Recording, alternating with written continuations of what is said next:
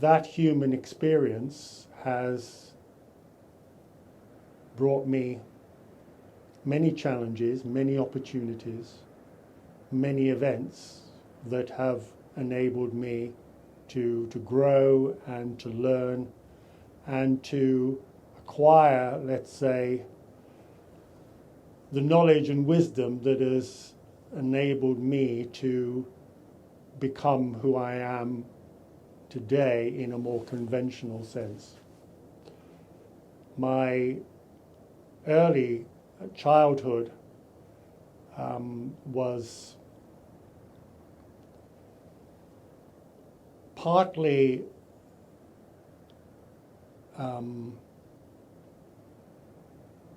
exemplified by a great interest in the metaphysical, in what some people call the paranormal, in things like ghosts, extraterrestrials, psychic phenomena.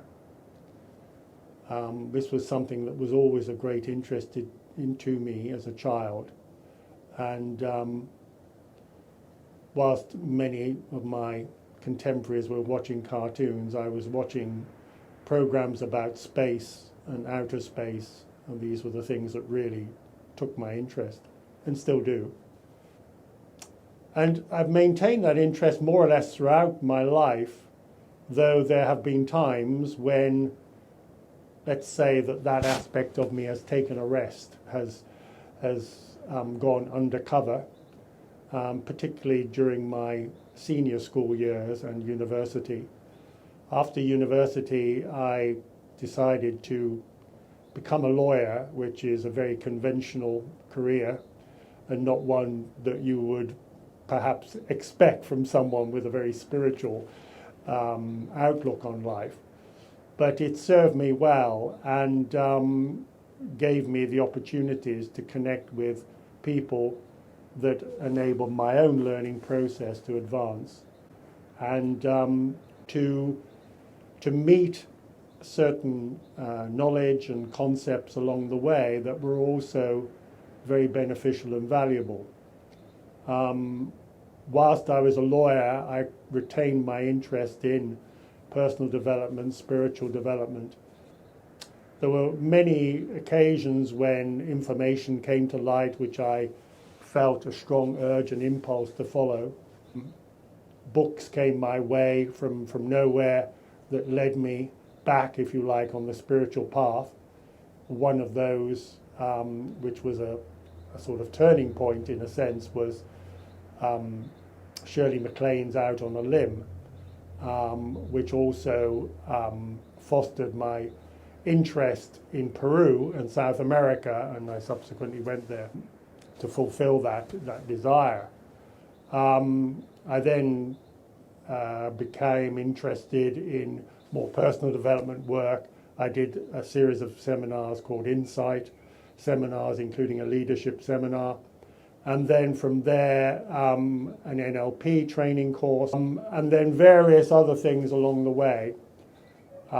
During that time, I came across what you might call, or whom you might call, certain mentors. One of my early mentors was the guy who actually facilitated the Insight Leadership course, a guy called Terry Tillman, whom I'm still connected with, and whom I actually interviewed for my first Sharing Your Passion interview series, which is on YouTube. And then others came. I've always had a passion, and in fact, I've been guided, I believe, to certain books, to certain people throughout my adult life. There are many such books that I could mention. I would just mention two or three at the moment, and that is Yogananda's Autobiography of a Yogi, which was really a very powerful message for me, and became very fascinated in his own guru, Sri Yukteswar Giri. Busting Loose from the Money Game, a very unusual book, but a fantastic book by a guy called Robert Scheinfeld, which is all about the transition from material to spiritual. which was also perfect for that time in my spiritual education. And then a wonderful book called The Super Beings by John Randolph Price, which remains one of my favorite. And then I came across, through a guy called David Wilcock, the so-called Law of One book series. And I've actually got the first in that series here, which is called The Raw Material. I hope you can see that on camera. And then that became my go-to Bible, in a sense, or the equivalent thereof.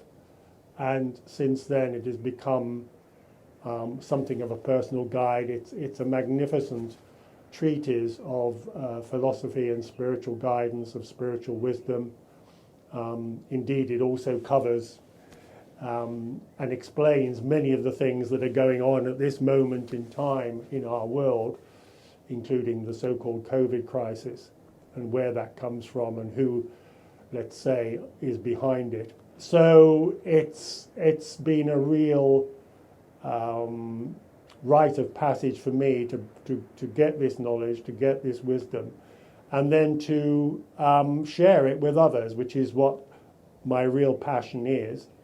Hence my Sharing Your Passion interview series, which was to get people I would loosely call spiritual pioneers to share their own journey, to share their own information, to share their own knowledge and wisdom in a way that could be inspiring and uplifting to people watching it. And this is what I'm continuing to do now. I use social media to share information that I come across, knowledge and wisdom that I believe is of help or could be of help to humanity. And in fact, as this book itself says, you need to, only one person, you need only to reach one person to make a difference in the world. I mean, this is what the Law of One is all about. It's all about effectively oneness.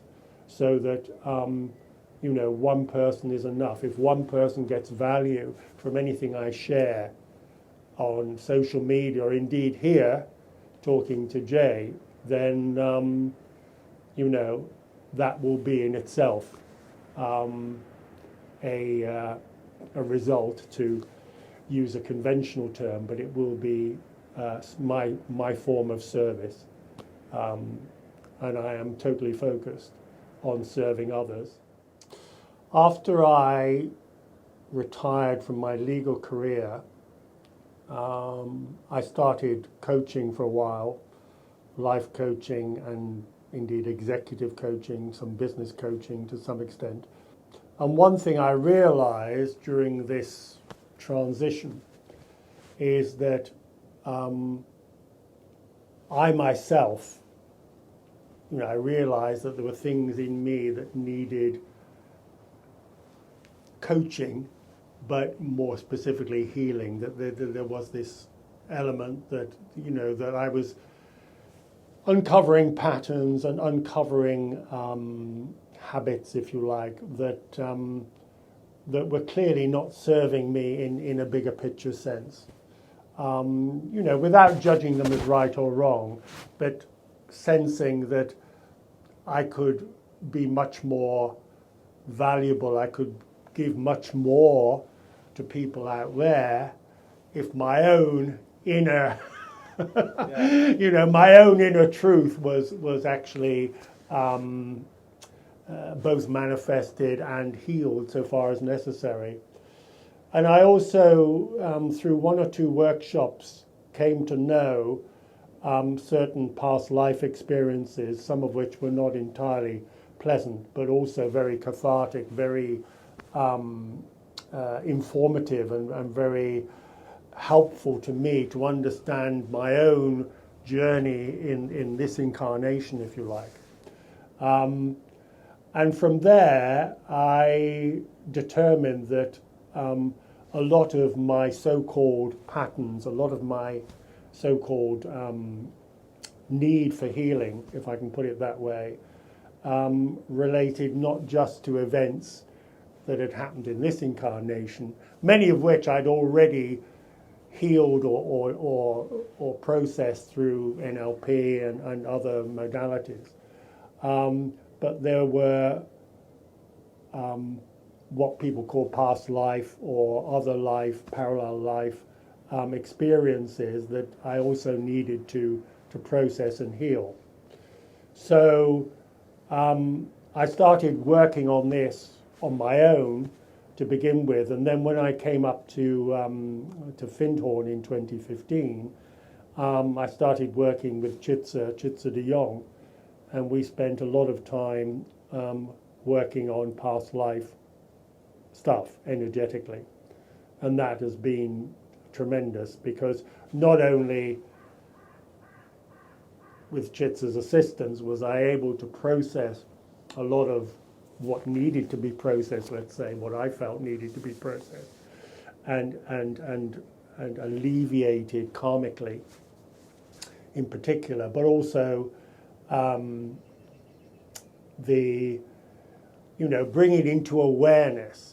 It's so much easier, I believe, when you have an awareness of the bigger picture. Now, the bigger picture for each of us individually is, our whole life spectrum. And I appreciate that certain people will say, well, I only believe in one life, and that's fine.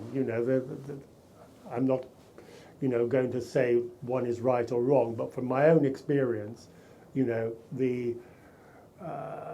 the evidence, if you like, of other lives has been actually quite strong and quite profound. So it's something that I've felt really the need to unveil and to heal.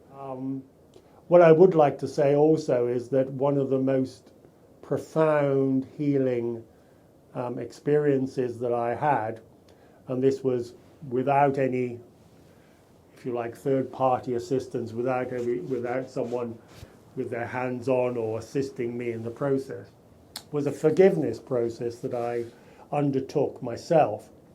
And this was basically very simple. I literally wrote down one day all the people that I thought I needed to forgive for things that they may have said or done or whatever, in a traditional sense. And I also wrote down all the events and circumstances and situations where I felt I needed to forgive myself for what I'd said or done to others. And it's amazing. I when I think of it now, I still get sort of goosebumps, because I think I wrote out, I had a list of about 7 or 8 pages of A4 of all these people. And even now, I still think of people that maybe I didn't include. And I did this, and it took me 2.5 days to get through them. Because what I did, and this again I think is important, but this is again just my process. Rather than just say, well, I forgive you, Mum, I forgive you, Dad, for blah, blah, blah. I actually went into, as much as possible, all the events that gave rise to my feelings of guilt, or my feelings of, I'd hurt someone or affected them in some adverse way, and really went into the feelings as well to enable those to come out and be released as far as possible. And that was a huge, huge cathartic episode in my life, those 2.5 days.